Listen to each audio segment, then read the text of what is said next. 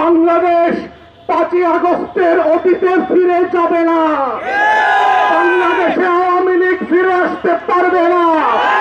বাংলাদেশে দিল্লির দাসত্ব কায়েম হবে না। বাংলাদেশে আমার এই সোনার বাংলার সুশীল বুদ্ধিবেশ্যারা গত 54 বছর এই জাতির সবচেয়ে ক্ষতিকর শত্রুকে বন্ধু আকারে আমাদের সামনে পরিচয় করিয়েছে এবং এতবার বলেছে যে পৃথিবীর ইতিহাসের সমাজবিজ্ঞান রাষ্ট্রবিজ্ঞানে যে শত্রু সাপেক্ষে রাষ্ট্র হয়, আজাদির লড়াইটা যে শত্রু সাপেক্ষে হয়, প্রত্যেক রাষ্ট্রের নাগরিককে তার সময়ের ঐতিহাসিক পরম্পরার জগৎ শেঠ, উমিচাঁদ, রায়দুল্লভ, লেন্দুপ্তর্জিদেরকে যে পরিচয় করিয়ে দিতে হয়, জাতির যুবকদের সামনে ঘসিটে বেগম আর মীর জাফরদেরকে প্রতি প্রজন্মের কাছে যেভাবে পরিচয় করিয়ে দিতে হয়, আমাদের দেশের বুদ্ধিবেশ্যারা, গোলাম মিডিয়া এবং রাজনৈতিক দলগুলো দেশের সবচেয়ে ক্ষতিকর এলিমেন্ট গুলোকে জাতির তরুণদের সামনে বন্ধু বেশে গত 54টা বছর পেশ করেছে। এবং যেটা করবার মধ্য দিয়ে যেটা হয়েছে, আমার স্বাধীনতা, আমার সার্বভৌমত্ব, আমার জাতীয় স্বার্থ, আমার আত্মমর্যাদা বারবার ভুলুণ্ঠিত হয়েছে। রাজনৈতিক দলগুলো যেভাবে আমার হাসনাত ভাই বলে গেছে, এত পাইনলেস বনলেস হয়েছে ক্ষমতার জন্য। ফকির মিসকিন বস্তির ছেলেমেয়েরা আজকে বড় বড় রাজনৈতিক দলের নেতা হয়েছে।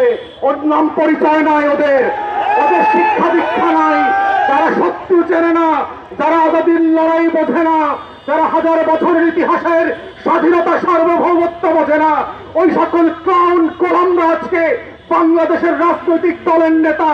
এবং তারাই প্রত্যেক পাড়ায় মহল্লায় এলাকাবাসীর কাছে ভোট চেয়ে বেড়াচ্ছে। তারা আগামী সংসদটাকে কিভাবে আজাদির সাথে বেইমানি করে, গণ অভ্যুত্থানের সাথে বেইমানি করে বাংলাদেশকে আবার নতুন করে দিল্লির কাছে বেঁচে দেবে, সেই নাটক মঞ্চস্থ চলছে। আমাদের বক্তব্য খুব পরিষ্কার, বাংলাদেশ 5ই আগস্টের অতীতে ফিরে যাবে না। বাংলাদেশে আওয়ামী লীগ ফিরে আসতে পারবে না। বাংলাদেশে দিল্লির দাসত্ব কায়েম হবে না। বাংলাদেশে কত সাংবাদিক সুশীলরা এদেশের আজাদির লড়াইকে দিল্লির কাছে বেঁচে দিতে পারবে না। এই বক্তব্য খুব পরিষ্কার।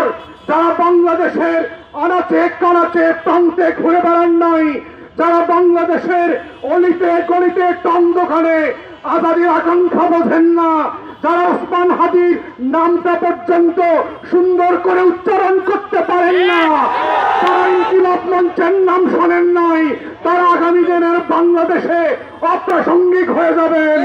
এবং এটাই হচ্ছে আগামী দিনের রাজনীতির মূল তত্ত্ব কথা। এটাই হচ্ছে আজাদির বাংলাদেশ, এটাই হচ্ছে বাংলাদেশ 2। এবং সেই বাংলাদেশ 2 লড়াইতে একটা দুইটা বুলেট না, লক্ষ বুলেট দিয়েও এই আজাদির লড়াই বন্ধ করা যাবে না।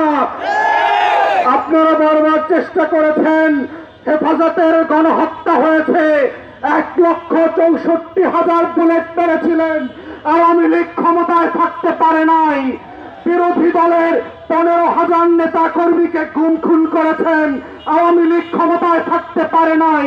পিলখানায় গণহত্যা করেছেন, আমার 57 জন সেনা কর্মকর্তাকে শহীদ করেছেন।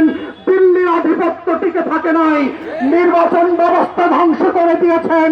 16 বছর ধরে গরম গণমাধ্যম দিয়ে বাংলাদেশের আজাদির বিপক্ষে প্রত্যেক দিন